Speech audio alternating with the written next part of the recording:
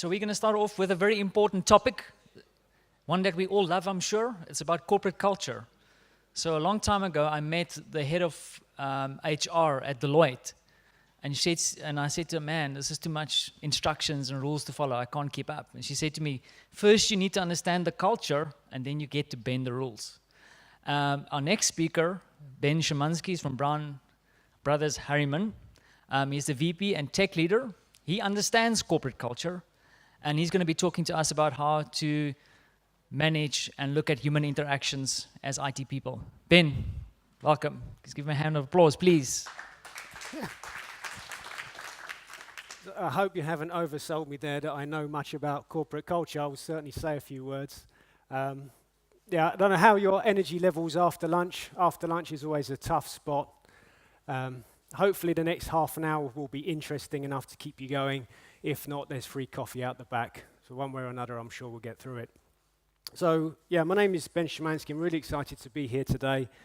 Maybe I should start with a few words about myself to give you some background, to give you some context. So I started out in 1998 as a software developer. So I'm a software developer by trade. Then approximately 12 years ago, I moved to Poland. And the first few years, I was running my own software business and doing internet-related activities. But after a few years of that was great fun, but after a few years I had to get a real job. And I ended up getting drawn into big companies in the Cracow area. So basically I got drawn into corporations, and I've been at corporations ever since. Now over the years, I've fallen into management, and perversely as it may sound, most of the time I do really enjoy it. Now I've picked up a few stories along the way, and basically I wanted to tell you one of these stories today. So this is what it's going to be about. So I was a new manager, and I had a local team in Cracow. So I imagine this is a scenario very similar to what you're set up with now. Local development team in Cracow and a team based at head office in the US. My local team, they were great guys, technical, very strong, and we had a technical lead, and today I will call him Pavel. I'm going to keep all the names anonymous. The story's going to be about Pavel. He saw things in a very, very black and white way. He'd been at the company for many years, he was respected, trusted, and he was a great developer, but he was continuously frustrated. And I found that most of my job day to day was defusing situations around Pavel and trying to stop him freaking out at whatever it was that was upsetting him. Now, the next character in the story is my ex-boss, Sean. He was one of the best bosses I've ever worked for. So he was our director, he was in the US, and he had had a series of rapid promotions. So he clearly knew how to get stuff done, was respected, had a good reputation, but he was a great boss because he was reasonable and understandable and had a technical background. So the story is about what happened when Sean came to visit us. So, and I'm sure you've got the same thing. Someone from head office comes over, they want to spend a week with you. So we did that, we had all of the sessions, Sean spent a week with the team, and as is often the case, at the end of it all, we ended up in the bars in Cracow. And that is a story for another occasion I won't go into, but I want to tell you about one of the things that happened in the bar. So Sean said something to us, and at the time I found it shocking and surprising, and it shocked everyone. And what Sean said I thought was very profound, and I've actually been carrying his words around with me ever since then. So I've had a few years to digest it, and I've come to the conclusion that Sean was right. But what was it Sean said? He said, guys, you might think that we're software developers and that we primarily work with software, but we don't. We primarily work with people. So think about it. When I used to describe what I do to like random members of my family that are non-technical, I'd say that I build software for a living. Maybe because I sit at the computer 8 hours a day, I'm working with the computers. But no, think about it differently. We don't primarily work with software, we primarily work with people. And this is what I want to talk to you about today. The reason I think that this is timely, and maybe this is a stupid question for someone like PDD, but who is following things like modern agile? Anyone? You guys heard of Joshua Kerievsky talking about making people awesome? He's all over TEDx and the internet. Yeah, okay, a couple of hands. What about Simon Sinek? He's one of my personal heroes. A few more hands. What's he talking about? Circles of trust, start with why. Basically, I can't help noticing, and maybe it's just me, maybe it's me paying more attention to it, but I can't help thinking that over the last few years, people are talking about, the software development community is talking more and more about the people aspect of development. So this is what I want to talk about today. Now, here we go. This is the fun part of it. I should mention, by the way, that the title of the presentation you're seeing is the third title in 3 months, because I was originally told that my topic could be somewhat controversial. Because as soon as you start talking about people, then the question comes up, does working with people always imply politics? What do you think? Yes, no, maybe? Yeah. Okay, I'm just going to say my opinion, yes, it does. If you've got people, you'll end up with politics at some point. So the question is, why is that? So a number of reasons. I think, first of all, we're just all naturally prejudiced because we're human. But secondly, there's the aspect of human psychology, and I will give you an example. So emotional factors are often as powerful or more powerful than logical factors. And I have a recent example with my sister. My sister rang me up a few weeks ago saying that she wants to buy a car, and she's been to the dealership and she's been given a choice between a blue one and a grey one. The cars are pretty much the same price, pretty much the same spec. It was the same brand and I think the same model. It's just that the blue one didn't have a full service history, the mileage was higher, and it wasn't as well equipped as the grey one. So she asked me for my opinion, and I said, well, I would go with the grey one. A couple of weeks later, I'm on the phone to her, and she said, oh yeah, I bought the car. And which one do you think she bought? Yeah. And I said, okay, great, but why did you buy the blue one? And she said, well, I just liked it. So clearly, she had made an emotional connection with the blue car, despite the logic. And this is true. We are humans, and the emotional factors are often as strong or stronger than logical factors. Now, there's something else. I think this comes up a lot when you have remote teams. We've been talking today about remote teams and so on. Because we have different experiences and come from different backgrounds, then we're going to end up having different levels of understanding and different viewpoints. It's just natural.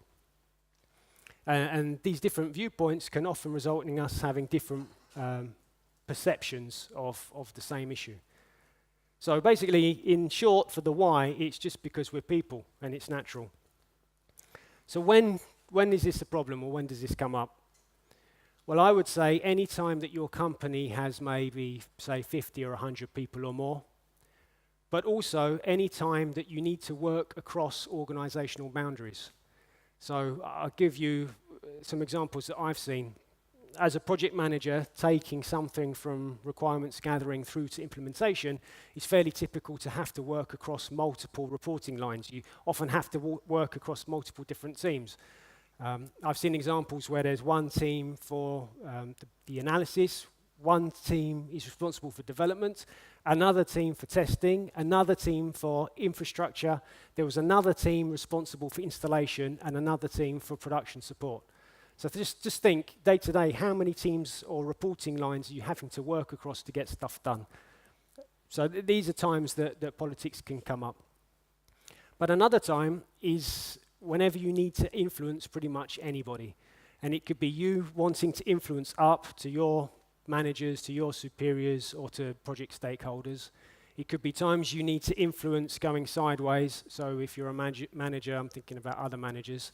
But also, if you are a manager, it's influencing down, so influencing your teams. So to wrap up the politics part, I don't think that politics necessarily needs to instantly have a negative connotation. It doesn't need to be anything sinister or bad.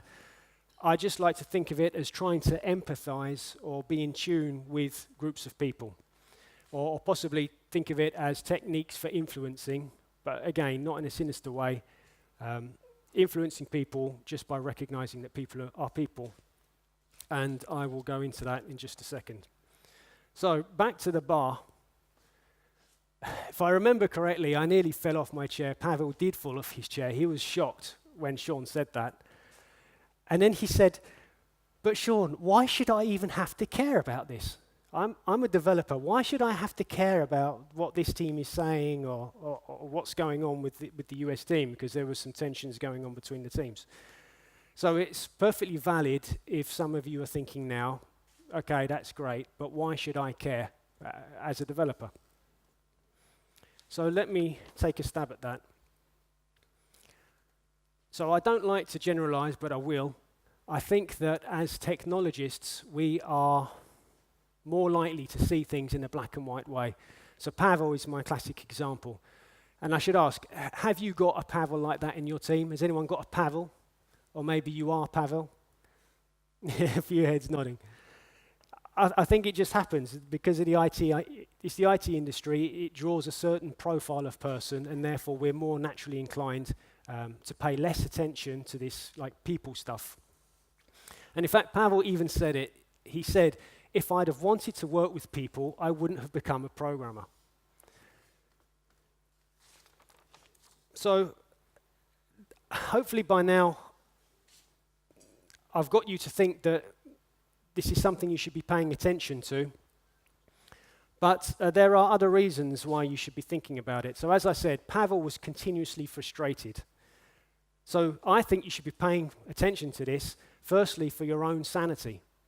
Being frustrated is not a nice feeling, and you could be frustrated for a number of reasons.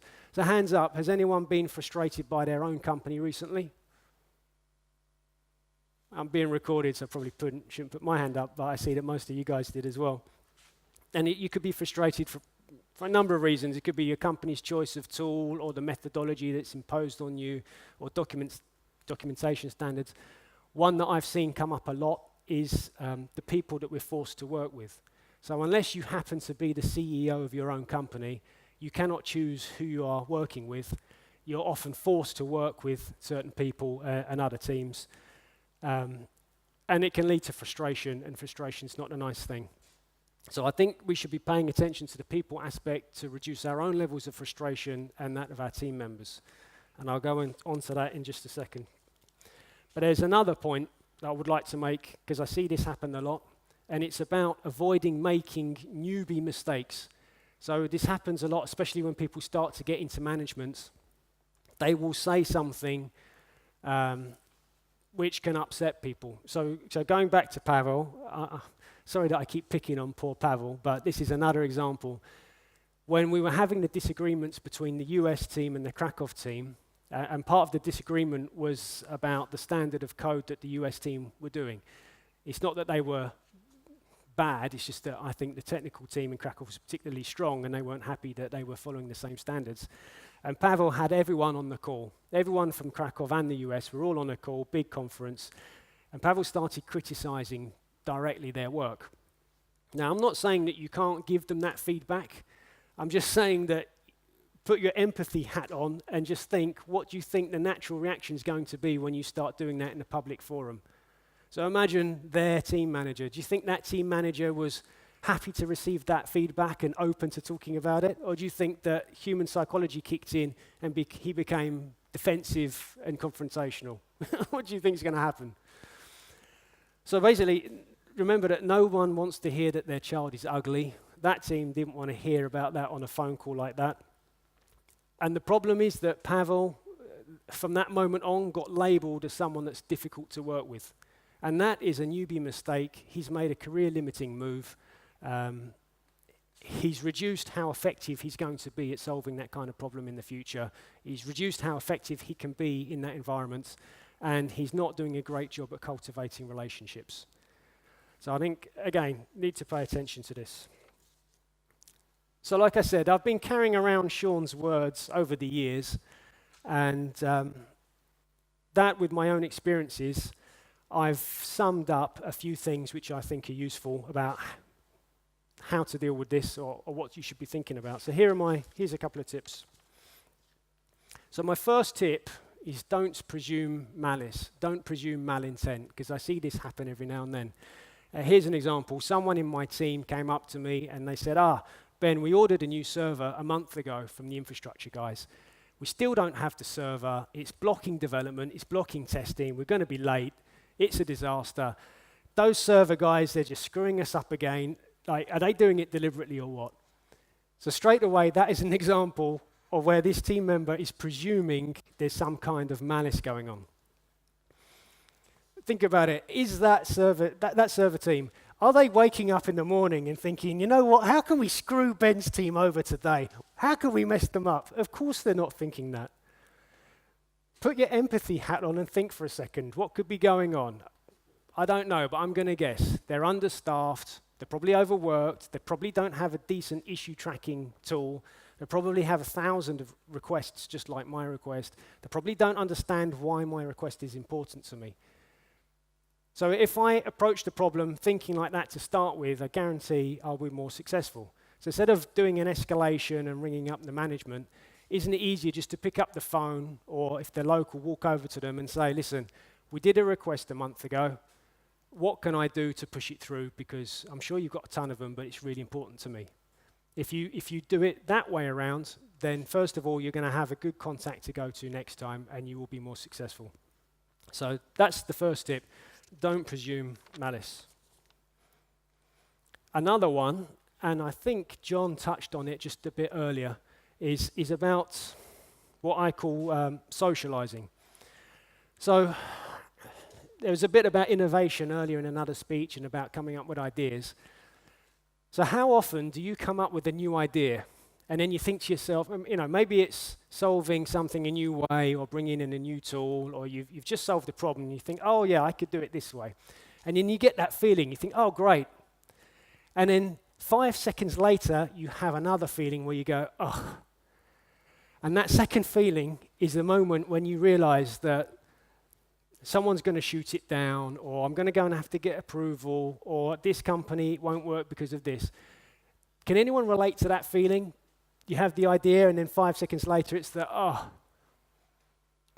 So the next time you get that feeling, this is the situation. And I want you to do an experiment, so try this out.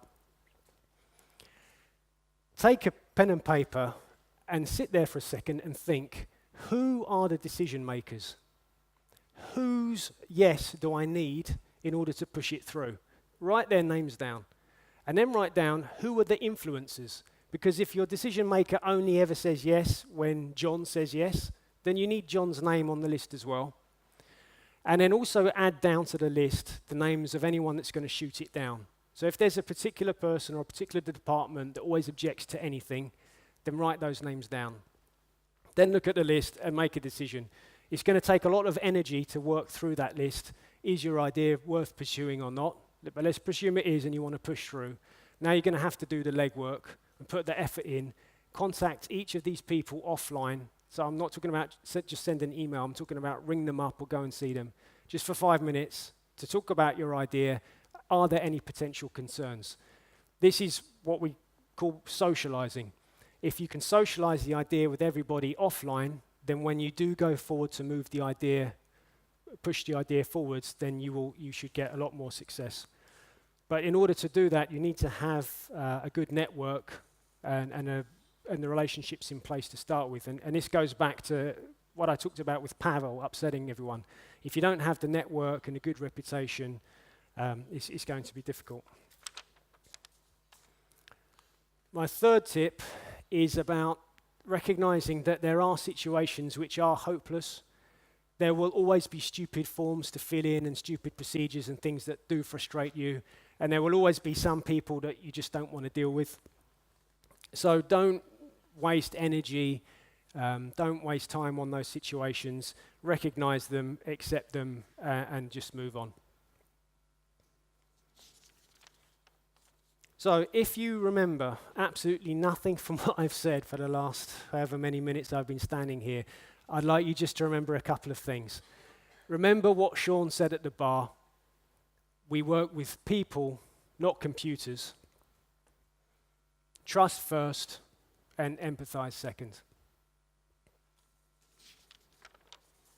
Okay, thank you. Thanks, Ben. Any questions?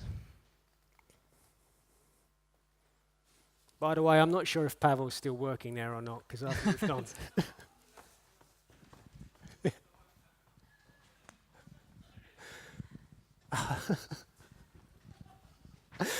Pavel ended up in Australia by the sounds of it. I think that is it. You hit pretty hard and it was straightforward.